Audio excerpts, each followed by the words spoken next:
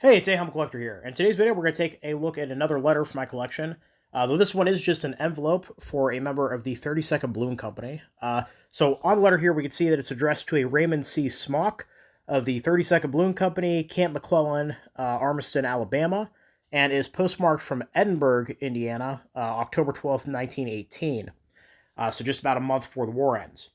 Now, unfortunately, there was not a letter inside this envelope, and there's no return address. So, really, the only thing to research here was Raymond and his unit as listed. Now, with the unit, I have actually done a video previously on an item I have from the 32nd Balloon Company, a canteen cover. So, I'll link that video up there if you want to go take a look at that. But I haven't been able to find a lot of information on the 32nd. Besides this reference here, they were stationed at Camp McClellan in 1918. I found a little bit of information that they were at Camp Benning, Georgia, in like the 1920-1921 time frame post-war.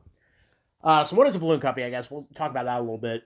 So during the First World War, observation balloons were very common. They were used by all sides during the conflict. And basically, you would take this balloon and you'd run it up a couple hundred meters above no man's land, and it would be able to spot targets for your artillery, and they'd be able to radio down with coordinates of where, maybe some work has been done repairing a trench, or maybe the enemy's wheeled up some artillery and is getting ready to fire on your guys. It's a very dangerous job. Balloons really didn't carry any kind of defensive armaments. There were actually pilots that prided themselves on being balloon busters. They'd specifically target enemy observation balloons. And really, even though they saw some limited use during World War II, World War I was kind of like the height of balloons use in combat, even beyond the observation balloons with the use of like dirigibles over England, for example, during the war. Now, as far as Raymond himself goes, I was able to find two records. I think they're for the same Raymond, but it gets a little messy, as we'll see. So I found a draft record for a Raymond C Smock, who was born on December 27th, 1897. And at the time of filling out his draft card, he was living in Terre Haute, Indiana, and he was recorded as being of medium build, medium height, light hair, blue eyes. And all the other records I could find through Ancestry related to a Raymond C. Smock have his birth date as July 12th, 1897, not December 27th. So it's really bizarre because I have this draft record from a Raymond C. Smock from Indiana who was born December 27th, 1897. And then I found an obituary and all these other records for a different Raymond C. Smock, also from Indiana.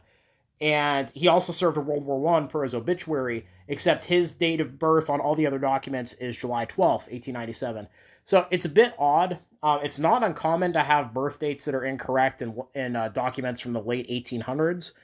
But it is strange that the only document that doesn't match is the actual draft record. So I'll just put that caveat in there. I'm not 100% certain, but all the other evidence seems to point to them being the same guy. But anyway, so assuming this is the Raymond C. Smock who sent this letter, according to his obituary, like I said, he was born July 12th, 1897, and he married a Lucille M. Adair in 1919, so probably shortly after he got out of the service. She was actually still alive at the time of his death on June 14th, 1986. So he actually lived well past the First World War. He apparently got a job at Southern Machine Company in 1925, and 61 years later, when he died, he was still working at Southern Machine, but he had worked his way up and was actually the company president at the time of his death, which is pretty interesting. And, given the fact that at the time that he would have been joining the Army, in 1917, 1918 timeframe, a lot of Americans really didn't have much exposure to a lot of mechanical equipment outside of, maybe factory workers. So the fact that he was in the military and actually doing work with these observation balloons, now it doesn't say what he was actually doing in the Army, but assuming he was in this balloon company, maybe he was working on like the winch engines or, the equipment that was actually pumping the balloons up so that they could, fly up into the air. So it makes sense that post-war he would take some of that mechanical skill that he learned in the Army and actually put it into his civilian occupation. Obviously, don't know that for sure, but it would make sense.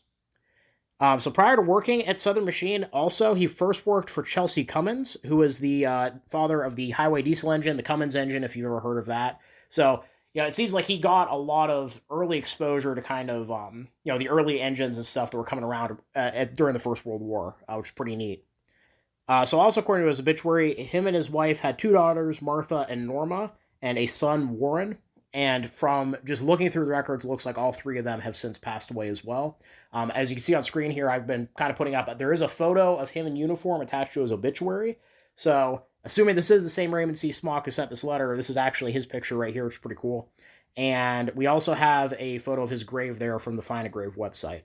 So yeah, overall, even though there's not a whole lot going on with this letter cover besides a name, a state, and a unit, there's a lot of information we can actually pull from that. There's a pretty interesting story here, assuming this is the same Raymond C. Smock, and I think it is based off all the circumstantial evidence. You know, the fact this is a guy who was involved in the balloon quarter in the First World War, which is pretty cool. But, you know, then went on to work for 60 years in a mechanical field, you know, kind of, and even working with the father of the, you know, highway diesel engine. It's pretty cool stuff. So yeah, hope you guys all enjoyed the video. Please leave a comment down below. Love hearing from you. Thank you all for watching. Happy collecting, and I'll see y'all again very soon.